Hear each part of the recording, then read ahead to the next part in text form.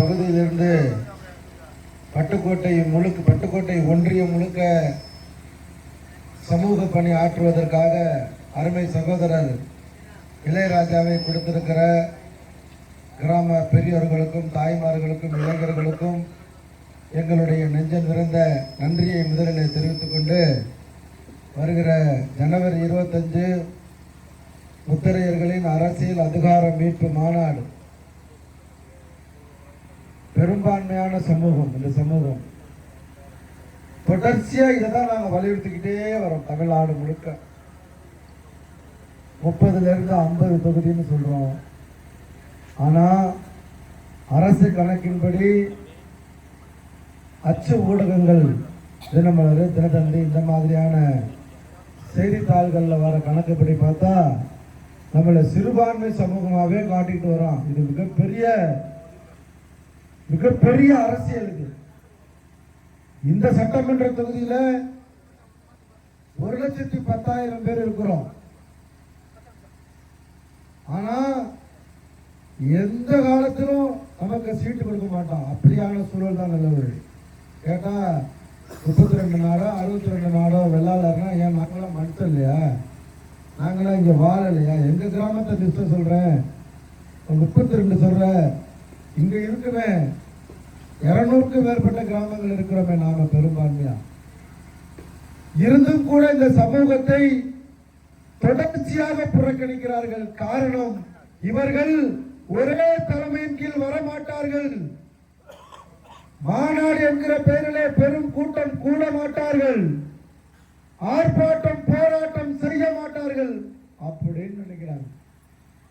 காலம் மாறி போச்சு. வீர முத்தரையர் முன்னேற்ற சங்கம் வருவதற்கு முன்னால், வந்ததற்கு பின்னால், கிமு கிபி மாதிரி இப்ப கணக்கெடுக்கணும். இந்த முத்தரையர் சமூக மக்களுடைய நிலையை எப்படி வீர முத்தரையர் முன்னேற்ற சங்கம் மாற்றி இருக்கிறது. எங்கேயோ கொண்டு போயிட்டோம். மத்திய அரசாங்கம் நம்ம பேரரசர் பெரும்பிடுகு முத்தரையருக்கு தபால் தலை ஸ்டாம்ப் வெளியிற வரைக்கும் வீர முத்தரையர் சங்கம் இந்த சமூகத்தை, இந்த சமூகத்தினுடைய வரலாற்றை கொண்டு போயிட்டோம். அதுக்கெல்லாம் காரணம் நீங்க தான். முழு ஒத்துழைப்பு கொடுத்துருக்கீங்க. தொடர்ச்சியா மதுரை மாநாடு, உங்க பகுதியில் நடந்த தொகுதி மீட்பு மாநாடு, எல்லாத்திலையும் எதை பார்க்கிறார்கள்?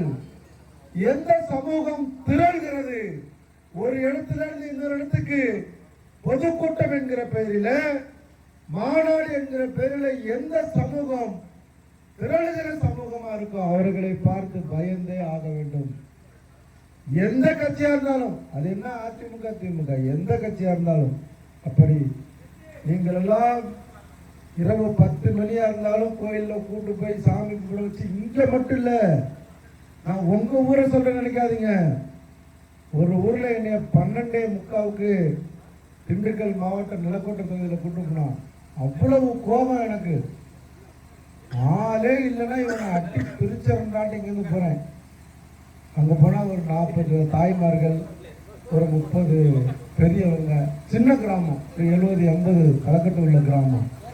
அந்நேரத்திலே அந்த தாய்மார்கள் என்னை வரவேற்று ஆளாத்தி எடுத்து திலகமிட்டு வரவேற்று பேசிட்டு தான் போகணும்ட்டாங்க. 12:45, இங்கேயாவது 10 மணி.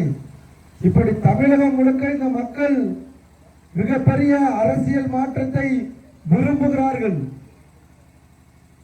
அந்த விருப்பத்திற்கு ஏற்ப நாங்களும் செயல்படுகிறோம். சும்மா இல்லை, இரவு பகல் பார்க்காம 5000 கிராமத்துக்கு அழைப்புகள் வைக்கணுங்கிறது எங்களது இலக்கு. திட்டம் இல்லை, இலக்கு. இன்ன வரைக்கும் ஒரு 1500லேருந்து 1700 கிராமத்துக்கு நேரடியா போயிருக்கோம்.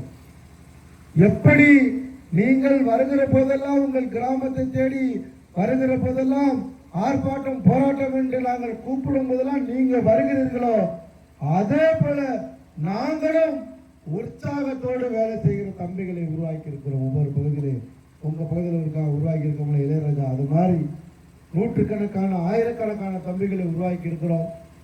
நம்மால் வீர முத்தரையர் முன்னேற்ற சங்கத்தால், தமிழர் தேசம் கட்சியால் மட்டுமே இந்த சமூகத்துக்கான அரசியல் விடுதலையை பெற்றுத்தர முடியும். அந்த நம்பிக்கையோடு வாங்க மாநாட்டுக்கு. தமிழகத்தில் நாம தான் பெரும்பான்மை சமூகம், நமக்கான அரசியல் அதிகாரத்தை மீட்க போறோம். மீட்பு மாநாடுல மீட்க போறோம். அன்றிலிருந்து 2026 கவுண்ட் டவுனை துவக்கிறோம். 1 இருக்கலாம், 2 இருக்கலாம், சட்டமன்றத்துக்கு போறது தொடக்குறோம். ஒரு புள்ளி வைக்கிறோம்.